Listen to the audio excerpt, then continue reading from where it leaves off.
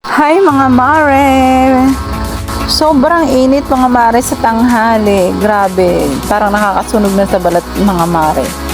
Kaya lahat ng mga mare, naghahanap ng palamig, mga para konting sandali is malamigan ang ating mga katawan mga mare. Dahil iba talaga yung init ngayon mga mare. Ramdam na natin ang global warming mga mare. Iba na talaga yung init. Hindi tulad dati na kinakaya pa yung init ng katawan natin.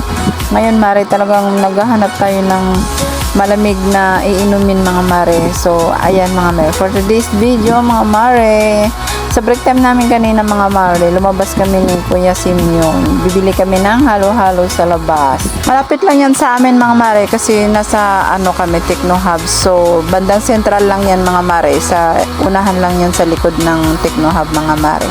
So nagmotor kami ni Sir Simeon. So ayan mga mare, nagtaka ako mare, sa 60 pesos mare special, ang dami-daming sahog, mahigit kulang-kulang 20 na sahog mare nilagay dun sa halo-halo namin na bibilihin mga mare.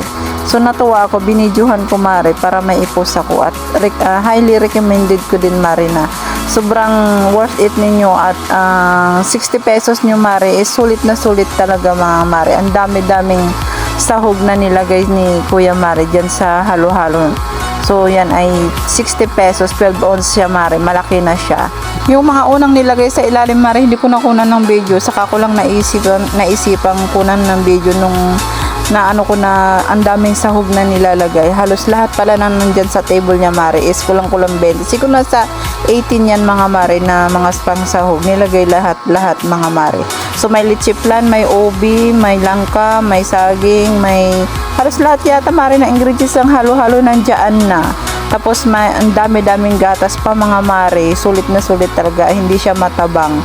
Makrimi siya mga mare. So after nyan mga mare, yung nilagyan na ng gatas mare, kompleto yan mare, napakarami talagang nilagay, maliban sa mga sahog ng mga sagu-sago mga mare.